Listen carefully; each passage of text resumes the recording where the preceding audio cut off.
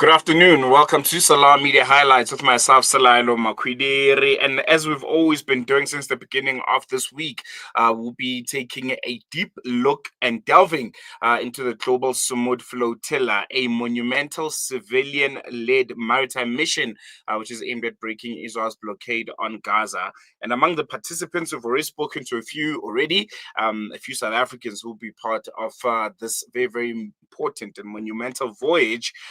And today we'll be speaking to another brilliant human being who we've spoken to numerous times here on Salam Media, Joe Bluen, a Johannesburg-based academic, writer, and activist.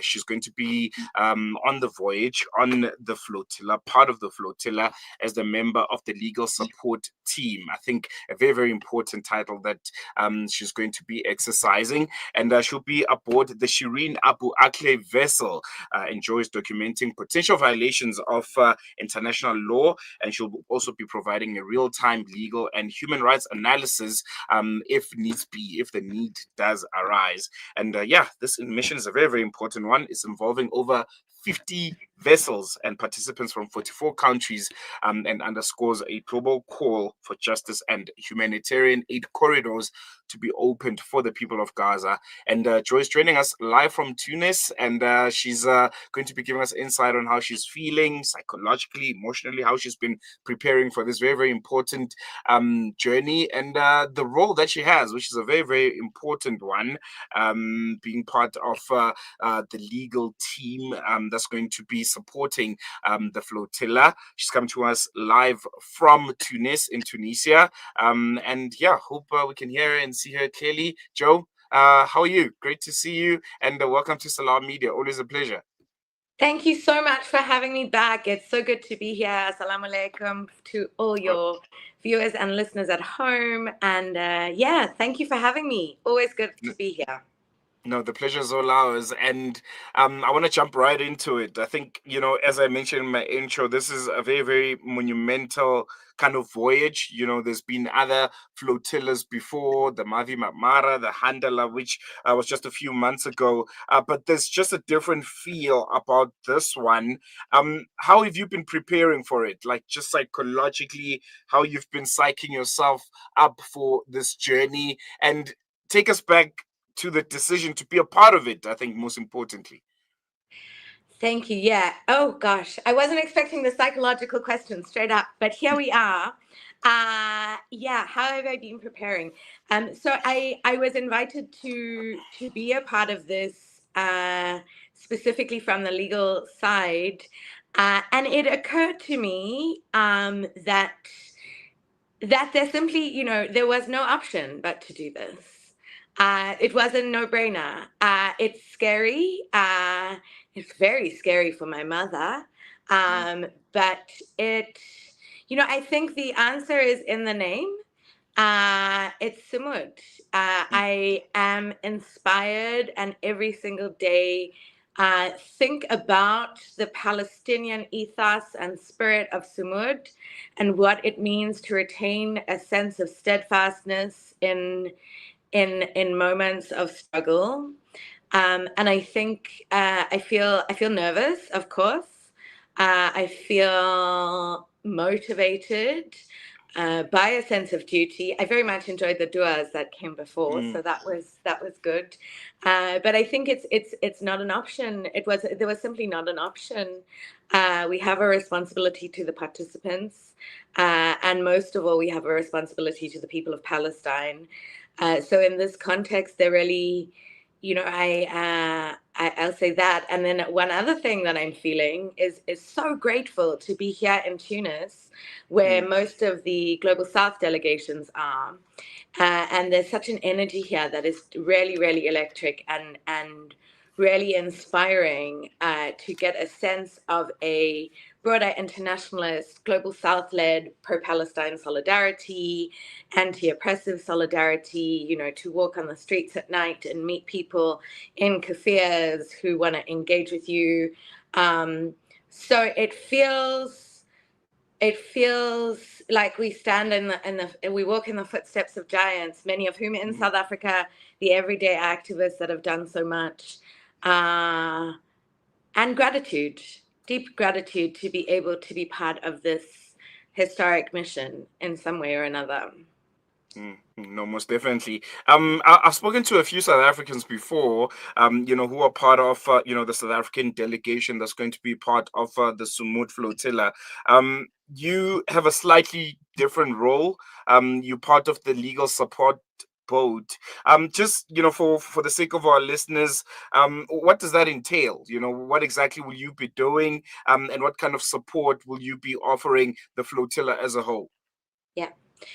So I think there's two, or at least two different kinds of legal support that is being offered. And the one is largely by Adala, which is in the event of detention in the Zionist entity, there's on the ground support. Our role is largely in terms of international legal support. And what that means is, on the one hand, as you say, to kind of provide the analysis, and specifically from a legal and human rights political perspective, given that there is a kind of hasbara or propaganda campaign, and has been for a long time, to, on the one hand, imply that the siege or the blockade is legal, which we know it clearly isn't, and to imply that the flotilla is illegal. So I think on the one hand is to frame, to continually bear witness to this historic mission, and to ensure that we frame it, that we contribute to framing it in terms of its various international legal implications and spaces, whether that is maritime law, whether that is international humanitarian law, whether that is international criminal law. For example, the interception of aid can constitute a war crime, where, whether things like what Ben-Gvir said was, where he referred to the activists as terrorists, we know is an act of incitement. We know that, if Al-Shifa Hospital can be called a terrorist, then you can bomb a hospital. So it is really, so to kind of keep framing, but I guess significantly, and we have been undergoing quite a lot of work on this in preparation, is to keep documenting. So we'll be monitoring drone activity, we'll be monitoring interceptions, we'll be monitoring violations of international law, with a view to producing reports and taking legal action if necessary during the voyage and also afterwards. So if we need, for example, to issue a communication adding to a dossier at the ICC, we'll do it. If we have reason to believe there are war crimes or acts of genocide, if we see it in the broader continuum, crimes against humanity, we will do it. And other, whether it's that and in terms of international maritime law, whether there are breaches of that. So to continually stay alert to that, so that we can make sure that there is, I'm sort of starting to think about it a bit as air cover, which is, less about the sort of immediate domestic law issues in the course of the voyage, but more about how we say that there is no, how we frame this in terms of international law. And make sure that there is accountability in the event that there's an issue. I'm sorry, there's someone at my door. Sorry, just a second. I'm just on an interview. Sorry. Merci, je suis juste en entretien sur la télévision. Je suis désolée. Plus tard, je peux parler plus tard. Merci. Sorry about that. No worries. And I can hear your French there. It's good. International law will give that to you, actually, undergrads in French. But yeah, so I think those are the main things. And to say, it's I'm the only South African and the only person from the Global South in the legal unit. But so our government is obviously much more supportive, and we've seen such tremendous support from the South African government and from so many within South Africa for the activists, which is encouraging. But in the context of the kind of genocidal West and many who are complicit, we are looking at making sure that nation states or states in general are going to take responsibility for protecting those on the boat, whether or not they're their citizens. Obviously, they have a duty, as they have a duty to prevent and punish genocide. We haven't seen much impressive movement on that, but to remind them that we will hold them accountable, that they are accountable to their citizens, that if their citizens get detained in Israel, that is a major breach of international law. And what is their responsibility in that instance? So it's all of these issues at the level of international and transnational law that we are making sure we keep people accountable for. No, most importantly, I think you unpacked it so well. And I think you touched on, my next question. I wanted to touch briefly on those comments that were made by Ben Kavir, as you mentioned, saying, the flotilla and everyone that's in it should be labeled as a terrorist, and as much as I don't know, the force that must be used against them should be of the maximum. Just, when you take yourself outside of being part of the flotilla legal support boat and just as a human being, and you're listening to those comments and the sentiment that is being shared by, someone that's responsible for mass atrocities and deaths in Gaza, how do you interpret that? How do you soak that in, and what does it tell you? Yeah, great question. I think there's a few things. I think number one, and I sort of to return to what I said earlier, but let me frame this. I know you said not as a lawyer, but I'm also a human. Yeah, and I'm a human who is absolutely distraught by what I've been referring to as the Nakba in the newsroom, the media massacre that we are seeing with the killing of upwards of 270 journalists, which, as you know from me having many engagements with you, I quite like journalists.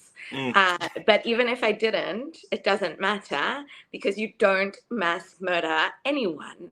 But I think one of the things that we saw, and it was really pointed out in a communication to the ICC by the Hind Rajab Foundation and the Palestinian Center for Human Rights, that every single journalist, or I don't know if it was every single, but at most, forgive me for the details here, there's a systematic plan where the journalists who were eliminated or assassinated by the settler colonial Zionist entity prior to their assassination were smeared as terrorists.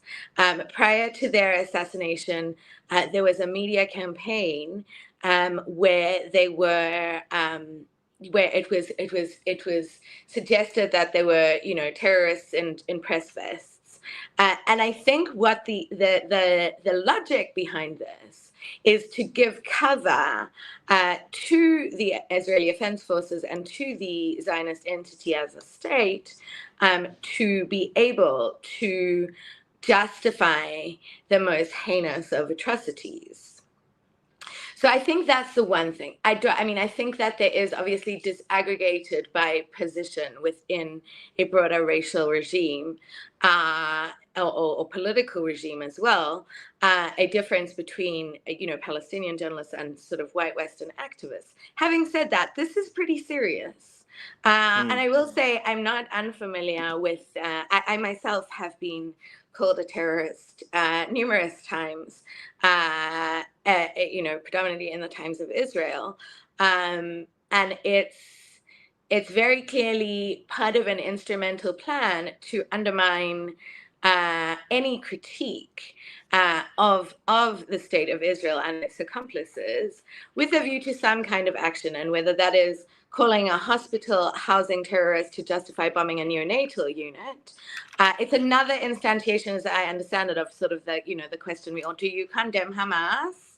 And it's, do you condemn terrorism? Well, if you condemn terrorism, then we're allowed to get away with violent detention of activists, for example. We cannot stand for that. So, and you're seeing this across the world. So you're seeing in the United Kingdom, for example, quite recently, they've called lawyers who've spoken out on the prescription of Palestine Action terrorists. They've called Palestine Action terrorists. They've called hundreds of grannies. I mean, I'm not saying grannies don't have it in them, but, the grannies that are going to protests, these Amagogo are now terrorists. And so I think it's losing its, I think that's the one thing. I think the other thing that I always say is every accusation is a confession. So I think we need to understand who the real terrorists are here.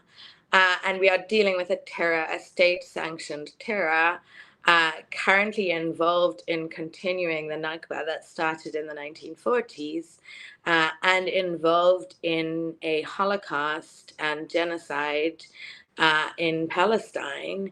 So I think it's very important to bear in mind, on the one hand, the systematic implications, and to follow very carefully how this is played out in Palestine, because that's our focus, right? We're not focused. The flotilla is important and a deeply profound act of activism, but the idea is to bring attention to the situation in Palestine, not to bring attention just to the boat, right? Boats. Is to do that on the one hand, and also to kind of just to remind who the real terrorists are here. No, most definitely, Joe. We're going to leave it here for now. We hope to catch up with you again in the not so distant future. We just ran out of time, and I know you also have to run. But thank you so much for sharing your insights, your commitment. We'll be watching you closely. And we hope to chat to you while you are in international waters. I would love that. That would be something. Thank you so much. Assalamu alaikum. Walaikum salam. There you go. Bye. Joe Bluen coming to us live from Tunis. She's part of the Flotilla legal support boat. So very, very important role that she has in this flotilla.